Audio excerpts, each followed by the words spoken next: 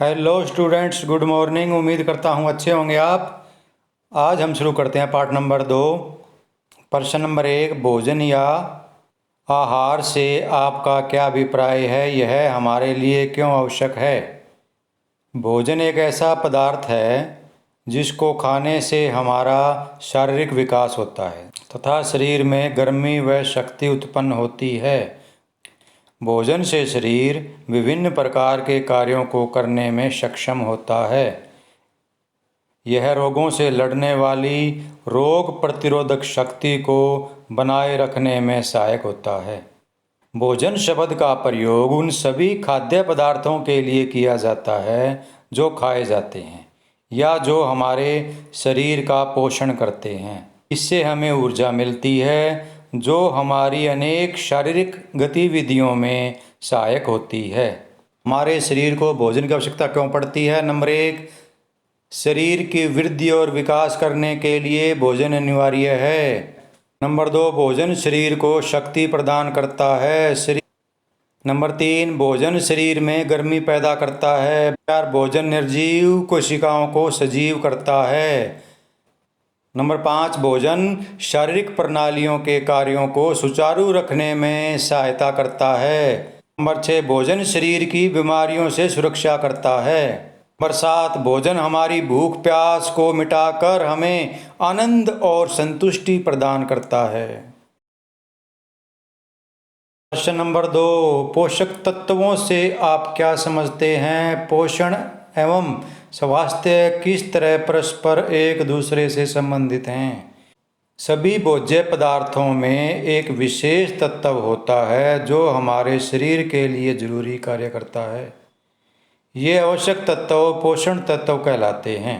यह पोषण तत्व हमारे शारीरिक कार्यों को चलाने, अंगों के बनने व विकसित होने और रोगों से सुरक्षा प्रदान करने में महत्वपूर्ण भूमिका निभाते हैं। मनुष्य को संपूर्ण शारीरिक व मानसिक विकास के लिए अलग अलग तत्वों की अलग अलग मात्रा की आवश्यकता होती है, कोई कम कोई ज़्यादा। इन पोषक तत्वों की पर्याप्त व संतुलित मात्रा पोषण कहलाती है। विभिन्न विद्वानों द्वारा पोषण की परिभाषाएं। Number 1, D.F. टर्नर के अनुसार पोषण उन प्रक्रियाओं का संयोजन है जिसके द्वारा जीवित प्राणी भोज्य पदार्थों को प्राप्त कर पोषण तत्वों का उपयोग शारीरिक कार्यों को संपन्न करने के लिए, अपने अंगों की वृद्धि एवं उसके पुनर्निर्माण के लिए करते हैं। अतः हम कह सकते हैं कि पोषण शब्द का अर्थ उस गतिशील प्रक्रिया से है जिसमें सेवन किए गए भोजन का उपयोग शरीर की आवश्यकताओं की पूर्ति करने हेतु किया जाता है। पोषण और स्वास्थ्य में परस्पर संबंध। पोषण हमारे शरीर के लिए जरूरी है, इसके बिना जीवित रहना संभव नहीं है। हम जो भोजन करते हैं उसी से हमारा स्वास्थ्य ठीक रहता है, उसी से हमें ऊर्जा प्राप्त होती है। पोषण के अंतर्गत हम निम्नलिखित क्रियाओं का अध्ययन करते हैं। नंबर 1, मनुष्य द्वारा ग्रहण किए गए भोजन की पाचन क्रिया। बचे हुए पौष्टिक तत्वों की रकत में अवशोषण की क्रिया। नंबर 3, अवशोषित पोषक तत्वों की शारीरिक कोशिकाओं द्वारा उपयोग की क्रिया। जब हमारे पेट में हमारा शरीर ये कार्य करता है तभी हमें ऊर्जा प्राप्त होती है और इसी के कारण हमारा शरीर विकास करता है। पोषण विज्ञान हमें यह बताता है कि शरीर के लिए किन किन पोषक तत्वों की आवश्यकता होती है। पोषक तत्व कितनी मात्रा में किन पदार्थों से प्राप्त हो सकते हैं। इन पोषक तत्वों के उपभोग करने से ही मानव शरीर स्वस्थ व निरंतर क्रियाशील रहता है। हम क्या खाते हैं, कितना खाते हैं और कैसा खाते हैं, को इस बात का ज्ञान नहीं है कि हमारा स्वास्थ्य इसी बात पर निर्भर करता है। हमारी शारीरिक वृद्धि ठीक हो और हम जीवन भर स्वस्थ रहें, इसके लिए जरूरी है हमारा पोषण अच्छा हो उचित पौष्टिक भोजन न करने से शरीर का पूर्ण विकास नहीं हो पाता। इन बातों के आधार पर हम कह सकते हैं कि पोषक तत्वों पर ही हमारा स्वास्थ्य निर्भर करता है। भोजन में उचित मात्रा में पोषक तत्व होने से हमारे शरीर का विकास होता है और हमारा स्वास्थ्य ठीक रहता है। अतः हम कह सकते हैं कि पोषण एवं स्वास्थ्य में परस्पर गहरा संबंध है। प्रश्न नंबर 3, संतुलित आहार क्या है? इसके मुख्य तत्व या अवयवों का वर्णन कीजिए। यह संतुलित भोजन या आहार का अर्थ। पौष्टिक या संतुलित आहार वह आहार है जिसमें पोषक तत्व जैसे प्रोटीन, वसा, कार्बोहाइड्रेट्स, विटामिन, खनिज लवण, पानी आदि निर्धारित एवं पर्याप्त मात्रा में होते हैं। इन पोषक तत्वों की कमी से हमारे शरीर का पूर्ण विकास नहीं हो पाता। इसलिए भोजन से मिलने वाले रासायनिक पदार्थ हमारे शरीर के विकास व वृद्धि के लिए बहुत ही जरूरी होते हैं। संतुलित भोजन के तत्व या अवयव। Number 1, protein. प्रोटीन से शरीर का निर्माण होता है और इससे ऊर्जा भी प्राप्त होती है। प्रोटीन शरीर की वृद्धि और विकास में सहायक होने के साथ साथ क्षतिग्रस्त ऊतकों की मरम्मत भी करता है। नंबर 2, वसा। प्रोटीन की तरह वसा भी शरीर के लिए बहुत जरूरी है। वसा को चिकनाई भी कहते हैं।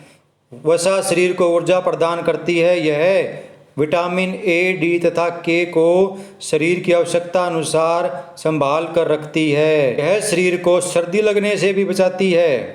नंबर 3, कार्बोहाइड्रेट्स या कार्बोज।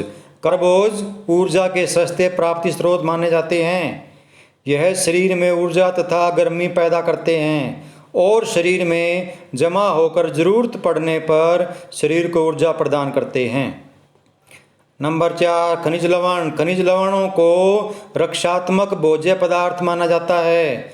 हमारे शरीर के आवश्यक खनिज लवण हैं कैल्शियम, फास्फोरस, सोडियम, लोहा, मैग्नीशियम, आयोडीन, क्लोरीन, पोटाशियम, गंधक आदि। यह हमारे दांतों, हड्डियों, मांसपेशियों आदि को मजबूती प्रदान करते हैं। इससे शरीर में वृद्धि होती है और हमारी कार्य क्षमता बढ़ती है। Number 5, vitamin. विटामिन भी बहुत जरूरी है। विटामिन उत्प्रेरक के रूप में शरीर की अनेक प्रक्रियाओं में भाग लेते हैं।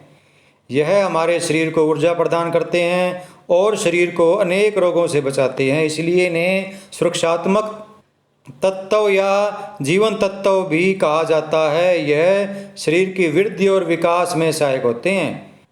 इनसे आँखों की रोशनी में बढ़ोतरी होती है। इससे हड्डियाँ भी मजबूत होती हैं। नंबर 6, पानी। पानी हमारे जीवन का आधार है।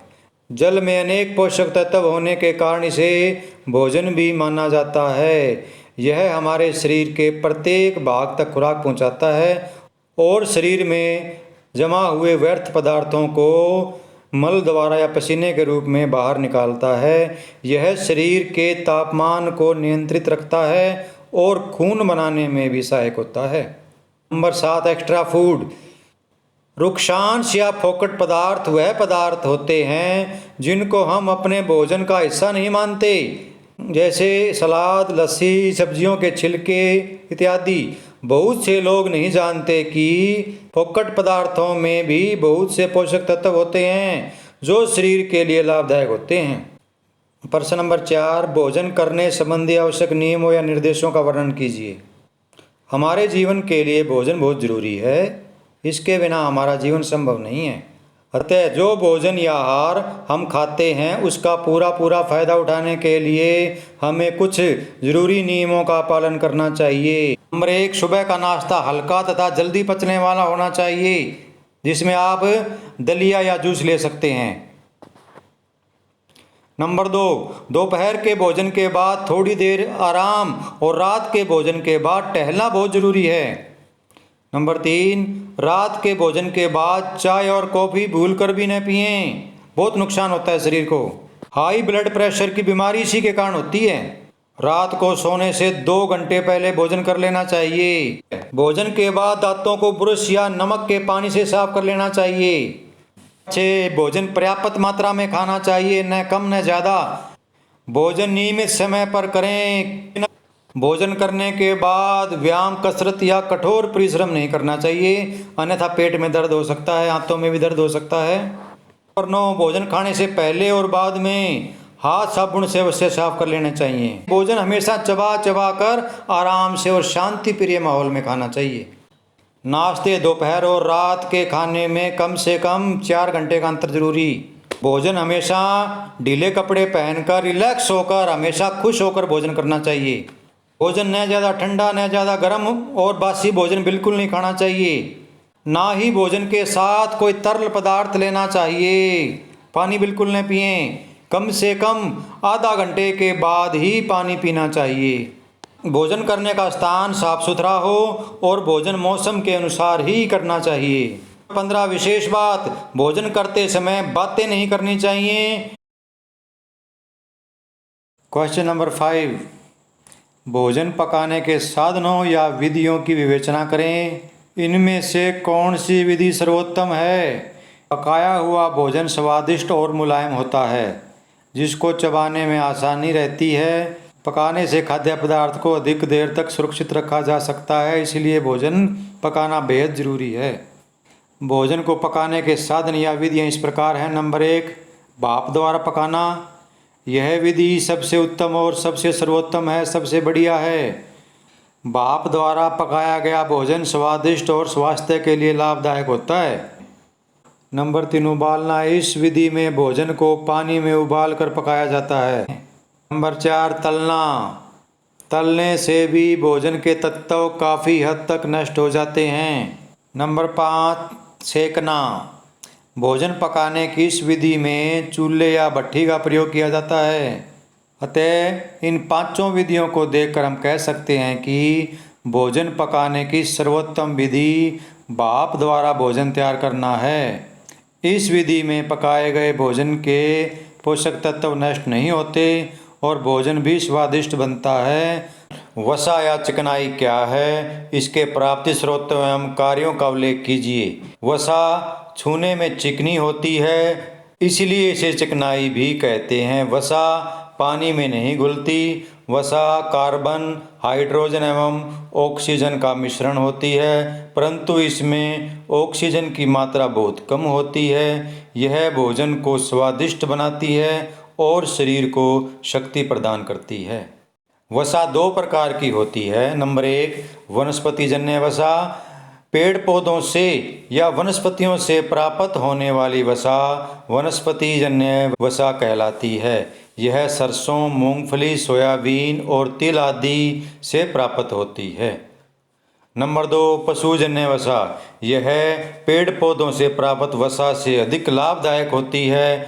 यह हमें दूध, मक्खन, पनीर, मछली के तेल, अंडे और मांस आदि से प्राप्त होती है। वसा के कार्य व लाभ बताइए। नंबर 1, यह शरीर को ऊर्जा तथा मांसपेशियों को शक्ति प्रदान करती है। नंबर 4, यह शरीर के तापमान पर नियंत्रण रखती है। हानियाँ। नंबर 1, वसा व चिकनाई की कमी से त्वचा शुष्क और सूखी हो जाती है। नंबर 3, वसा की अधिकता से मोटापा बढ़ता है। प्रोटीन किसे कहते हैं? इसके प्रकारों और लाभों का वर्णन करें। प्रोटीन का अर्थ। प्रोटीन यूनानी भाषा का शब्द है जिसका अर्थ है पहले आना। यह एक कार्बनिक यौगिक है जो कार्बन, हाइड्रोजन, नाइट्रोजन, ऑक्सीजन का सम्मिश्रण है। प्रोटीन के कुछ समूहों में सल्फर, फास्फोरस, तांबा व लोहा आदि खनिज लवण भी विद्यमान होते हैं। प्रत्येक जीवित वस्तु कोशिकाओं से बनी होती है। कोशिकाओं में प्रोटोप्लाज्मा होता है और प्रोटोप्लाज्मा में प्रोटीन होता है। इसलिए शारीरिक वृद्धि या टूटी फूटी कोशिकाओं की मरम्मत और नई कोशिकाओं के निर्माण के लिए प्रोटीन की बहुत ज़्यादा आवश्यकता होती है।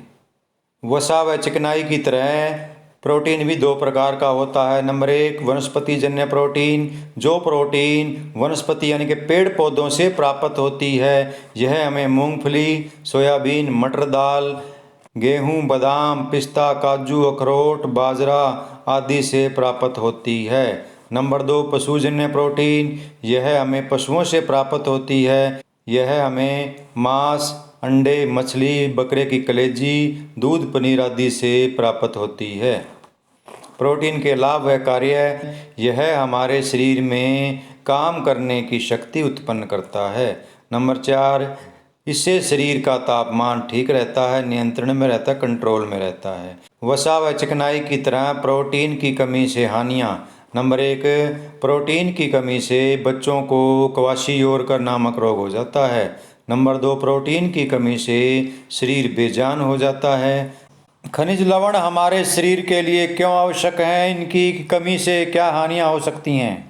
मानव शरीर के लिए खनिज लवणों का विशेष महत्व है। ये विभिन्न रासायनिक तत्व हैं जो पर्याप्त मात्रा में प्रकृति में विद्यमान हैं। हमारे शरीर को जितनी आवश्यकता वसा, प्रोटीन, विटामिन, कार्बोहाइड्रेट्स की है, उतनी ही आवश्यकता खनिज लवणों की भी है। हमारे शरीर में लगभग 4% खनिज लवण पाए जाते हैं। इन्हें रक्षात्मक भोज्य तत्व भी कहा जाता है। कैल्शियम और फास्फोरस। कैल्शियम और फास्फोरस की प्राप्ति के साधन ये हमें दूध, दही, पनीर, मछली, अंडे, हरी सब्जियां, गेहूं का दलिया, दालें, सोयाबीन, बादाम, मूंगफली और ताज़े फलों से प्राप्त होते हैं। कैल्शियम और फास्फोरस की कमी से हड्डियां व दांत कमज़ोर हो जाते हैं। नंबर 2, कैल्शियम और फास्फोरस की कमी से दिमागी कमजोरी और थकावट महसूस होने लगती है। भोजन पकाना क्यों आवश्यक है? भोजन पकाते समय कौन कौन सी बातों को ध्यान में रखना चाहिए? भोजन पकाने की आवश्यकता क्यों है? क्योंकि पकाया हुआ भोजन अधिक स्वादिष्ट होता है। पकाने से खाद्य पदार्थों को अधिक देर तक सुरक्षित रखा जा सकता है और पकने के बाद भोजन मुलायम हो जाता है, जिसको चबाने में आसानी रहती है। यदि भोजन अच्छी तरह से पकाया जाए तो स्वास्थ्य के लिए लाभदायक होता है। भोजन को न तो अधिक पकाना चाहिए और न ही कम। अगर भोजन को आवश्यकता से अधिक पकाया जाए तो उसके सभी पोषक तत्व नष्ट हो जाते हैं। भोजन को इस तरह पकाना चाहिए कि उसके पोषक तत्व नष्ट न हों। कुछ भोज्य पदार्थों को कच्चा नहीं खाया जा सकता, इसलिए उन्हें खाने योग्य बनाने के लिए पकाना आवश्यक है। जहाँ पर आप भोजन बनाते हैं वह रसोई घर साफ सुथरी होनी चाहिए। उसमें मक्खी, मच्छर, कॉकरोच व छिपकली बिल्कुल नहीं होनी चाहिए। हमें भोजन के अंदर अधिक मीठे सोडे का प्रयोग नहीं करना चाहिए, क्योंकि अधिक मीठे सोडा डालने से विटामिन बी कॉम्प्लेक्स नष्ट हो जाते हैं। इस बात का विशेष ध्यान रखें, भोजन को ज़्यादा तेज़ आंच पर नहीं पकाना चाहिए। ज़्यादा तेज़ आंच पर पकाने से भोजन की प्रॉपर्टीज नष्ट हो जाती है। नंबर 6, भोजन पकाने वाली महिला या पुरुष निरोग एवं साफ सुथरे होने चाहिए। उनके नाखून कटे हुए होने चाहिए। भोजन पकाने से पहले हाथों को साबुन से अच्छी तरह से धो लेना बहुत ज़रूरी है। सब्जियों को काटने से पहले अच्छी प्रकार से धो लेना चाहिए, क्योंकि कई बार सब्जियों पर कीटनाशक दवाइयों के छिड़काव किए जाते हैं। भोजन पकाते समय बर्तन को ढक कर रखें। बने हुए भोजन को भी ढक कर रखना बहुत ज़रूरी है। आप सभी जानते हैं जल सभी जीवों के लिए अति महत्वपूर्ण और ज़रूरी है। जल हमारे पीने, नहाने, कपड़े धोने, बर्तन साफ करने, भवन बनाने और सिंचाई के काम आता है। पानी हमारे शरीर में क्या कार्य करता है, इसकी कमी से क्या हानियां हो सकती हैं, या पानी के बिना जीवन संभव नहीं है। पानी की आवश्यकता वातावरण तथा तापमान पर निर्भर करती है। गर्मियों में प्यास अधिक लगती है और सर्दियों में कम। फिर भी सामान्य तौर पर हमें अच्छे स्वास्थ्य हेतु प्रतिदिन लगभग 3 लीटर या 7-8 गिलास पानी अवश्य ही पीना चाहिए। जल की आवश्यकता व जल के कार्य। जल के बिना कोई भी जीव जीवित नहीं रह सकता। पानी शरीर के तापमान को नियमित रखता है, न तो 37 डिग्री से ज़्यादा होने देता है, न ही 37 डिग्री सेल्सियस से कम। पानी रक्त प्रवाह को बनाए रखने में सहायक होता है। पानी ही पसीने व मलमूत्र द्वारा शरीर के व्यर्थ पदार्थों को बाहर निकालने में मददगार होता है। पानी शरीर के प्रत्येक अंग तक खुराक पहुंचाता है। जल की कमी से होने वाली हानियां। नंबर 1, पानी की कमी से आमाशय यानी कि पेट भारी भारी रहता है। नंबर 2, पानी की कमी से भोजन नहीं पचता, जिसके कारण कब्ज रहने लगती है। पानी की कमी से जोड़ों में दर्द रहने लगता है तथा जल्दी थकावट महसूस होने लगती है। जल की कमी से भूख खत्म हो जाती है। पानी की कमी से शरीर के व्यर्थ पदार्थ बाहर नहीं निकल पाते, जिससे अनेक बीमारियां पनपने लगती हैं। पेट में हमेशा गैस्ट्रिक प्रॉब्लम रहती है। नंबर 8, पानी की कमी से मृत्यु भी हो सकती है, जान भी जा सकती है आपकी। दूध एक संपूर्ण भोजन है, इस कथन पर अपने विचार प्रकट कीजिए। दूध को संपूर्ण और आदर्श भोजन इसलिए कहा जाता है क्योंकि दूध में भोजन के सभी आवश्यक तत्व विद्यमान होते हैं। इसमें वसा 3.6%, प्रोटीन 3.4%, कार्बोहाइड्रेट्स 4.8%, खनिज लवण 0.7% और पानी 87.5% होता है। प्रकृति ने दूध को बच्चों के लिए एकमात्र भोजन बनाया है। अलग अलग पशुओं से प्राप्त दूध पोषण के अनुसार लगभग एक जैसा ही होता है, परंतु माँ के दूध में मीठे की मात्रा यानी कि शक्कर की मात्रा अधिक होती है, जबकि भैंस के दूध में चर्बी यानी कि वसा की मात्रा अधिक होती है। दूध से बने पदार्थों जैसे दही, लस्सी, पनीर और खोए में पौष्टिक तत्व दूध के बराबर ही मात्रा में होते हैं। यह शरीर में रासायनिक क्रियाओं को समुचित ढंग से चलाने में सहायता करता है। दूध मानसिक विकास यानी बुद्धि को तेज करता है। दूध बीमारों के लिए, रोगियों के लिए अत्यंत लाभदायक होता है, क्योंकि दूध बड़ी आसानी से हजम हो जाता है, पच जाता है। दूध से शरीर में ऊर्जा एवं गर्मी पैदा होती है। ये दूध अनेक रोगों से मुकाबला करने में हमारी सहायता करता है।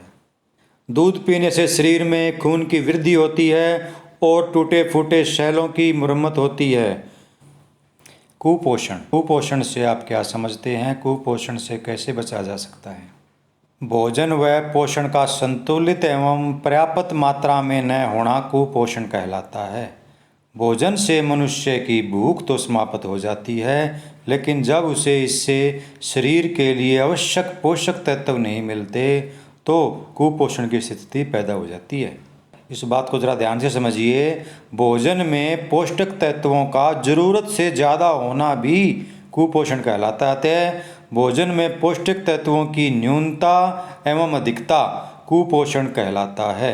दोनों ही स्थिति में मनुष्य के शरीर पर हानिकारक प्रभाव पड़ता है। कुपोषण से बचने के उपाय: हमेशा संतुलित एवं पौष्टिक भोजन का सेवन करना चाहिए। नंबर 2, व्यक्तिगत स्वच्छता के नियमों का पालन करना भी बहुत ज़रूरी है। नंबर 3, शरीर में रोग होने पर तुरंत उसका इलाज करवाना चाहिए। नियमित समय पर डॉक्टरी जांच करवाना बहुत ज़रूरी है। भोजन को पकाने में सावधानी रखनी चाहिए। हमेशा साफ सुथरे स्थान पर ही भोजन रखना चाहिए। उचित मात्रा में आराम और 8 घंटे की नींद लेना भी ज़रूरी है। मेन पॉइंट: कुपोषण से बचने के लिए हमें सभी खाद्य पदार्थों का प्रयोग करना चाहिए।